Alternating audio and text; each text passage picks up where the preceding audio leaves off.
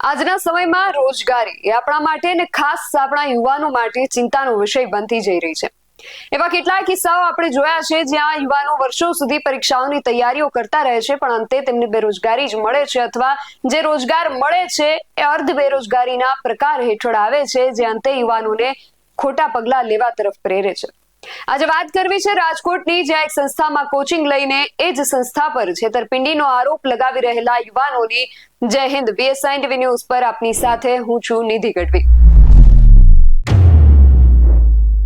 રાજકોટમાં ફ્રેન્કફિન ઇન્સ્ટિટ્યૂટ નામની એક સંસ્થા વિરુદ્ધ રાજકોટ પોલીસ કમિશનરને ફરિયાદ કરવામાં આવી છે।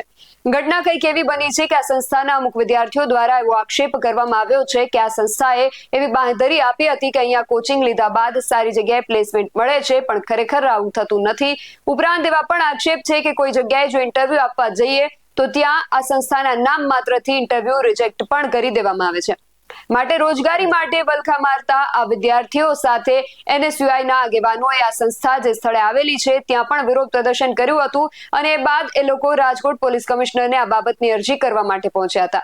અમે જ્યારે આ વિદ્યાર્થીઓ સાથે વાત કરી ત્યારે તેમણે આ બાબતને લઈને શું કહ્યું જુઓ આ અહેવાલમાં। NSUIના જે આગેવાનો છે હાલ KKV હોલ ખાતે આવેલી ફ્રેન્કફિન જે ઇન્સ્ટિટ્યૂટ છે એ જગ્યાએ હાલ વિરોધ પ્રદર્શન કરવા માટે ભેગા થયા છે।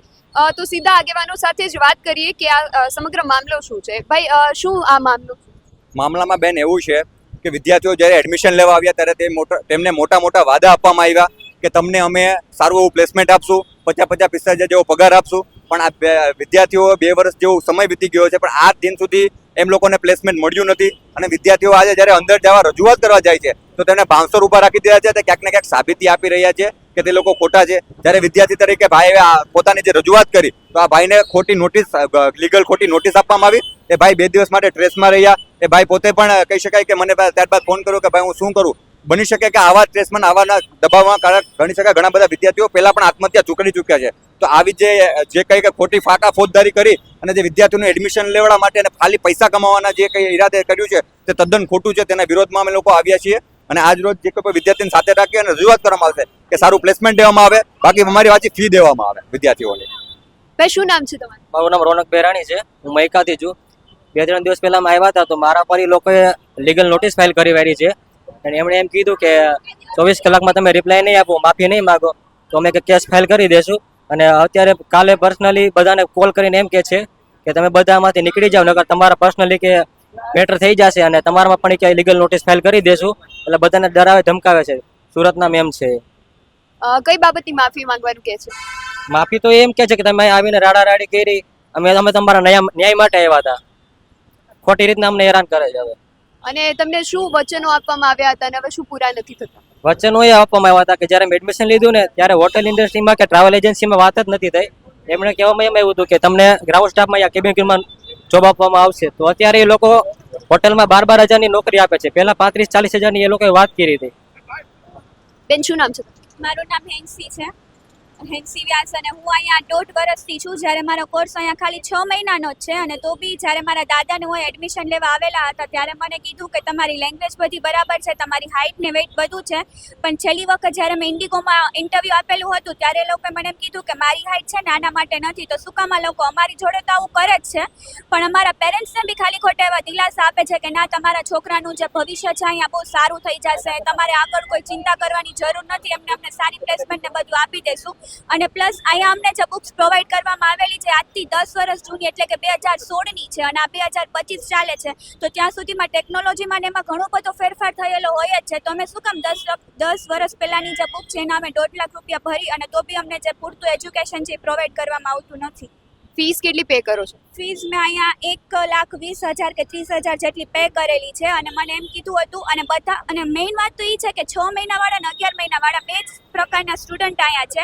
6 મહિનાવાળા તમે 4 સ્ટુડન્ટને ઊભા રાખશો ને ચારેયની ફી અલગ અલગ છે, કયા બેઝિસ ઉપર અલગ અલગ ફી લે છે એ ખબર નથી ને પ્લસ જેટલા બી એડમિશન લેવા આવે બધા સ્ટુડન્ટને અને પેરેન્ટ્સને એમ કહે છે કે આ છેલ્લી સીટ છે, તમને આમાં ડિસ્કાઉન્ટ થઈ જશે, તમે આવી લો। અને આ લોકો જે મેઇન હોય છે, મિડલ ક્લાસ લોકો હોય છે, એ લોકોને જ લે છે અને એ લોકો મહેનત કરીને કે લોન લોન લઈ લઈને અહીંયા આવે છે ને ઘણા સ્ટુડન્ટ અહીંયા એવા છે કે જેને ફીના લીધે એડમિશનની ના પાડી છે. તો અહીંયાના ઉપર જે હેડ છે એ લોકોએ જ અમને કીધું કે અમે તમને લોન અપાવી દઈએ, તમે તમારા સ્ટુડન્ટને અહીંયા મોકલો. અને હવે એ લોકો અમને કાંઈ જવાબ આપતા નથી. મેં ઇન્ટરવ્યૂમાંથી બી છે ને કોલ કરેલો હતો આ લોકોને કે અહીંયા ઇન્ટરવ્યૂમાં મારી હાઇટનું આવું કરે છે, અને ઇન્ટરવ્યૂમાં બી અમને એમ કીધું હતું કે અહીંયા છે ને તમને કોઈ પૈસા નાખીને અંદર એરલાઇનમાં વહી જાય એવું એરલાઇન હોતી નથી. પણ અમે અમારી જાતે જોયેલું છે કે જે સ્ટુડન્ટને રિજેક્ટ કરી નાખ્યો એ લોકોને પાછા બોલાવીને પૈસા ખવડાવીને ઇન્ટરવ્યૂમાં સિલેક્ટ કરી લીધેલા છે. તો આ લોકો એની જવાબદારી લેતા નથી અને પોતાએ જે કંઈ બી કીધું છે એ બધામાંથી ફરી જાય છે. અને આ જે વાયદા વચનો છે કે તમને લોકોને આટલી સેલરી વાળી જોબ મળશે, એવું ક્યાંય ઓન પેપર લખેલું છે? તમને ઓન પેપર આ વાયદા કરેલા કે ખાલી મૌખિક વાત થયેલી? ના, અમને એ લોકોએ ખાલી વર્બલી કીધેલું છે, ઓન પેપર આવી કઈ વાત નથી કરેલી. મને ખુદને સિઝન્સમાં એક ઇન્ટરવ્યુ આપેલું હતું, એમાં હું સિલેક્ટ થઈ ગયેલી હતી. મારી સેલેરીની વાત નથી, અમને અમારી ફી એ પાછી જોઈએ છે અને અમને ફ્રેન્કફિન બંધ કરો, કેમ કે અમને ઘણા સોર્સિસમાંથી ખબર પડેલી છે કે રાજકોટનું જે ફ્રેન્કફિન છે ને એ હિટ લિસ્ટમાં છે. એક તો અહીંના લોકો પાસે પૂરતા ફેકલ્ટી છે જ નહીં, 3 મહિને ફેકલ્ટી ચેન્જ થતા હોય છે ને એક જ ફેકલ્ટી સુરત, અમદાવાદ અને રાજકોટ ત્રણેય જગ્યાએ, બરોડા ચારેય જગ્યાએ જો કરતા હોય તો એક ફેકલ્ટી બધી જગ્યાએ લેવા માટે છે ને એપ્રોપ્રિએટ ન હોય, કેમ કે બધી જગ્યાએ કંઈક ને કંઈક ચાલુ રહેવાનું છે. અને અમારે જ્યારે ઓડિટ આવેલી હતી ત્યારે છે ને અમને લોકો એમ કીધું હતું કે તમે લોકો 6 મહિના વાળા છે ને એ લોકોને ઓડિટમાં જવાનું જ નથી, ખાલી 11 મહિના વાળાને જવાનું છે અને 6 મહિના વાળી કરી નાખ્યા છે. તો અમને અહીંયા ઓડિટ વાળા હોય તો એની સામે અમે ખુલીને વાત કરી શકીએ કે અમને આ ફેકલ્ટીથી પ્રોબ્લેમ છે. તો અમને એમ કીધું કે તમારે આ ફેકલ્ટીનું નામ નથી લેવાનું, તમારે બીજા ફેકલ્ટીનું નામ લેવાનું છે. અમે જો બીજા ફેકલ્ટીનું નામ લઈએ તો અમને જે ફેકલ્ટીથી પ્રોબ્લેમ છે એની અમે ક્યાં પ્રોસેસ કરીએ? અને મારા ફ્રેન્ડે વાત કરી કે મારી ફ્રેન્ડ 6 મહિનાની છે ને એને પ્લેસમેન્ટના ગ્રુપમાં એડ નથી કરીને 11 મહિના વાળાને કરેલી છે. તો પેલું આને એડ કરવાની હોય તો પછી મને ઓડિટ વાળાએ બોલાવીને અમને પૂછ્યું કે તમારું ક્યુ ચાલુ છે? તો મેં કીધું કે અમારું એવિએશન ચાલુ છે અને એક ફેકલ્ટી રહે છે. તેને કીધું કે તમે ફેકલ્ટીનું નામ બોલો, તો મેં એમને ફેકલ્ટીનું નામ કીધું તો ઓડિટ વાળા અમને એમ કહે છે કે આ ફેકલ્ટી કોણ છે? અમે આ ફેકલ્ટીને મોકલ્યા જ નથી. ઉપર હેડ ઓફિસમાંથી ફેકલ્ટીને મોકલ્યા જ નથી, મતલબ આ લોકો બીજા ફેકલ્ટીને જ બોલાવે છે. અને પછી ઓડિટ વાળાએ એમને પૂછ્યું તો અમારા જે કરવા માંગે છે આ બધા લોકો, અમને મુસ્કાન મેમે કીધું, ઓડિટ વાળાએ અમારા જે ઉપર મુસ્કાન મેમ છે એમની જોડે વાત કરી તો મુસ્કાન મેમ એમ કીધું કે આગળ છે ને પાગલ છે, એ લોકો કુછ ભી બોલે છે. અમે લોકો કુછ ભી નથી બોલતા, તમે ઉપર કોઈ બી સ્ટુડન્ટને પૂછી લો. પુહેલી મેમ કરીને અમારા મેમ હતા, એ કોલકાતાના છે, એ અમને અહીંયા ભણાવવા આવ્યા હતા એવિએશન. અને ઉપર ઓડિટ વાળાને ખબર જ નથી, હેડ ઓફિસ વાળા છે દિલ્હીમાં છે, એ લોકોને ખબર જ નથી કે અહીંયા ભણાવવા માટે કોણ આવે છે.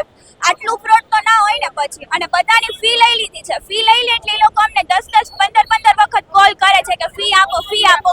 અને અમે એ લોકોને કોલ કરી છે કે અમને પ્લેસમેન્ટ આપો, તો એ લોકો અમને કાંઈ જવાબ નથી આપતા. અમને લોકોને અત્યારે અમે 2 વર્ષ જૂના વાળા બેચ છીએ. અમને લોકોને બધું એવું કીધું છે કે તમે 12th નું કમ્પ્લીટ થઈ જશે. પહેલા તો એડમિશન લેવા ટાઈમે ફીસ ને બધું અમને આપ્યું છે આખું મેન્યુ નહીં, પણ પછી જ્યારે ફોર્મમાં સાઇન કરવાનું હતું ત્યારે અમને ત્યાં કેબિનમાં બેસાડીને કહે છે કે તમે ફોર્મ રીડ કરો નહીં, અત્યારે જલ્દી સાઇન કરી દો. ને ફોન જ્યારે પ્લેસમેન્ટ લેવાની હોય છે અમે કહી છીએ કે અમને પ્લેસમેન્ટ નહીં આપો, તો ત્યારે એમ કહે છે કે ત્યારે હોટેલની પ્લેસમેન્ટ આપે છે ને કહે છે કે તમે પહેલા એક્સપિરિયન્સ લઈ લો હોસ્પિટાલિટીમાંથી, પછી તમને એમને એવિએશનમાં મોકલી. એટલે એ આવી રીતે આખું ફ્રોડ એમને પહેલાથી ચાલે છે. ત્યારે પહેલા અમને નથી કહેતા કે તમારે જોબનો એક્સપિરિયન્સ જોશે, ત્યારે એવું નથી કહેતા. અમને લોકોને છે ને અહીંયા છે જોબ અપાવે છે, ખાલી 16 અપાવે છે. ને ફૂડ એન્ડ બેવરેજીસમાં છે. અમે લોકો અહીંયા કેબિન ક્રૂ માટે આવેલા છીએ. તમે જોઈ શકો છો એરલાઇનની ખાલી એક જ જોબ છે અને એ 16,000 વાળી છે. બાકી બધા તમે જોશો ને તો અમે લોકો રિઝ્યુમ ને બધું શેર કરેલું છે, BMW ના શોરૂમનું છે. અને અહીંયા અમને એમ કહે છે કે અમે લોકો છે ને 8 થી 10, 10 થી 12 અમારે ખાલી 2 કલાકના જ ક્લાસીસ હોય છે. તો એ પછી એ લોકો અમને કહે છે કે તમે લોકો છે ને બાકીના ટાઈમમાં કંઈક વર્ક કરો તો તમારા રિઝ્યુમમાં મેન્શન કરવા માટે તમારી પાસે એક્સપિરિયન્સ હોય છે. તો ઉપર એક શિવરાજ સર કરીને છે, એને અહીંયા ઘણા સ્ટુડન્ટને છે ને જોબ દેવડાવવાની ટ્રાય કરેલી છે, એમના જ કોઈ ફ્રેન્ડ થ્રુ. હવે એ ફ્રેન્ડે ઘણા સ્ટુડન્ટના પૈસા લઈ લીધા છે ને એને પાછા નથી આપતા ને જોબ કંઈ કરાવી નથી, તો એની ગેરંટી કોણ લેશે? અને દીદી, શું નામ છે તમારું? મારું નામ ટાંકરિયા છે. મારી માંગ ઈ છે કાં તો અમને પૈસા પાછા આપી દો ને કાં તો ફ્રેન્કફિન બંધ કરાવો. કારણ કે કેટલા ગરીબ મા બાપો હોય છે કે જે આ ફી ભરી શકતા અને વ્યાજે કે હપ્તે પૈસા લઈને પોતાના છોકરાને ફી ભરાવે છે. તો બસ અમારી માંગ ઈ છે કાં તો અમને પૈસા પાછા આપો કાં તો ફ્રેન્કફિન બંધ કરાવો. મૈત્રી કોંડિયા છે મારું નામ, બરોબર. અને મારી પાસે હું અહીંયા આવ્યો ને એડમિશન લેવા ત્યારે મને કહે કે 12th પાસ, ટૂંકમાં અહીંયા એવું છે કે 12th પાસ કરો ને તો તમને એડમિશન મળે. પણ હું 10th પાસ જ છું, મેં 11th ની એક્ઝામ નથી દીધી, બરાબર. એટલે મને એમ કહેવામાં આવ્યું કે કાંઈ વાંધો નહીં, તમે 12th પાસ કરી લેજો, અત્યારે તમને એડમિશન આપી દઈશ, બરોબર. એટલે મેં કીધું કે કાંઈ વાંધો નહીં એમ. એટલે મેં 10th પાસ કર્યું, મારી શું એ લોકો ગેરંટી લે કે મને જોબ મળે, બરોબર. અને હું 2 વર્ષ ઘરે થોડો બેસીશ કે જોબ મળે. અહીંયા કોર્સ પતી ગયો મારો, તો મારા 2 લાખ તો એમને પાણીમાં જ ગયા ને, એમ એ કહેવાનું છે મારું. શું નામ છે બેન તમારું? મારું નામ વિશ્વા છે. હું અહીંયા એડમિશન, એને મને ફોન કર્યો હતો કે એડમિશન લેવા આવો, તો અમે જોઈન કર્યું અને એમને કીધું કે મેં મારી બધી પ્રોબ્લેમ કીધી અહીંયા કે મને છે ને બહુ બોલવામાં ને તકલીફ પડે છે. તો એ લોકોએ એમ કીધું કે બધું સોલ્વ થઈ જાય, તમે બોલતા થઈ જાઓ અને છે ને તમને જોબ બી મળી જશે. અત્યાર સુધી 1.5 વર્ષ થઈ ગયું, મને કાંઈ નથી મળ્યું અને એના કારણે મારી તબિયત છે ને અત્યારે ખરાબમાં ખરાબ કહે તો બહુ ખરાબ હાલે છે. ક્યારેક આ ટેન્શનના લીધે છે ને મને પેનિક અટેક બી આવવા માંડ્યા છે અત્યારે તો.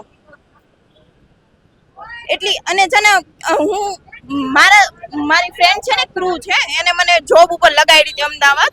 તો એ લોકો એમ કીધું કે પહેલા કોર્સ પૂરો કરો, પછી તમે જ્યાં જોબ કરવું હોય ને ત્યાં કરજો. અત્યારે તો શું કરવાનું, અમારે ખોટા અમારા 2 લાખ રૂપિયા ગયા ને. કેવી રીતે તમે ફી કેવી રીતે પેમેન્ટ કરેલું? કેશમાં જ કર્યું છે, મારા ફાધર જ ખુદ આવતા પે કરવા માટે. શું નામ છે ભાઈ તમારું? મારું નામ ગણે પિયુષ છે. અને શું થાય છે ત્યારે? તમને શું લીગલ નોટિસ આપેલી છે? શું નોટિસ આપેલી? અમને 2 દિવસ પહેલા અમે અમારી જે ઓલી હતી એને અમે અહીંયા અરજી કરી હતી. તો મેડમના હેડ ઓફિસ દ્વારા મારે નોટિસ આવી હતી કે તમે અહીંયા આવી અને મેડમને તમે ડરાવો અને ધમકાવો છો. અમે સ્ટુડન્ટ છીએ તો અમે મેડમને એવું તો ના કરીએ ને. અમે અમારી સેફટી માટે મેં ખાલી લાઈવ વિડીયો ચાલુ રાખ્યો હતો. તો મારે ભાઈ રોનકને અને વર્ષાને 3ને મેસેજ આવ્યા છે, નોટિસ આવી છે કે તમે મેડમને ડરાવો છો અને ધમકાવો છો. શું નામ છે? મારું નામ રોનક બેરાણી છે. શનિવારે અમારે રાત્રે એડવોકેટ અમનદીપસિંહ કરીને નોટિસ આવી, એટલે ત્યારથી ટૂંકમાં મેં જોયું, એને મને વાત કરી કે તમારા પર કેસ ફાઇલ થયો છે. એટલે હું ડિપ્રેશનમાં ટૂંકમાં 2 દિવસ ડિપ્રેશનમાં છું અને હું ઘરે એટલો રહેતો નહોતો, એકલો રહેતો હતો, ડિપ્રેશનમાં હતો. અને મને 2-3 દિવસ એવું થતું હતું હું સુસાઇડ કરી લઉં. આ લોકો આવી રીતના ખોટી રીતના મારા પર કેસ ફાઇલ કર્યો છે, એટલે કાંઈ કારણ વગર. અને રેકોર્ડિંગ પણ કેમેરામાં છે, લોકો પછી ચેક કરાવી લો. હું સુસાઇડ કર્યો, જિમ્મેદાર કોણ રહેતા? ખૂબ મુશ્કેલીઓ વેઠ્યા બાદ આટલી મોટી રકમની ફી આ વિદ્યાર્થીઓ અને તેમના વાલીઓ દ્વારા ભરવામાં આવતી હોય છે. કોઈ એવું છે જેણે કોરોનામાં પોતાના માતા પિતાને ગુમાવ્યા બાદ સરકારી સહાયમાંથી મળેલ પૈસા અહીંયા ફી પેટે ચૂકવ્યા છે, તો કોઈ એવું પણ છે જે બેરોજગારીથી કંટાળીને આત્મહત્યા સુધીના વિચાર કરતું થઈ ગયું છે. માટે રોજગાર માટે અને ખાસ પોતાની લાયકાત મુજબના રોજગાર માટે વલખા મારી રહેલા આ વિદ્યાર્થીઓએ હવે પોલીસ કમિશનરને આ અંગે ફરિયાદ કરી છે. હવે જોવું રહ્યું કે પોલીસ દ્વારા આ બાબતે આગળ શું પગલાં લેવામાં આવે છે. આ વિશે તમારું શું માનવું છે અમને કમેન્ટ કરીને ચોક્કસથી જણાવજો.